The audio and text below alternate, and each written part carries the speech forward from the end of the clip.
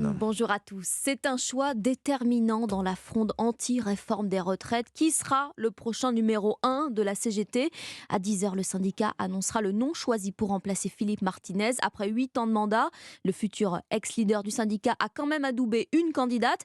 Elle s'appelle Marie Buisson et son élection ne devait être qu'une formalité. Mais ça, c'était avant le début du congrès organisé depuis lundi à Clermont-Ferrand où deux lignes s'opposent. Le reportage du correspondant d'Europe 1, Jean-Luc Boujon.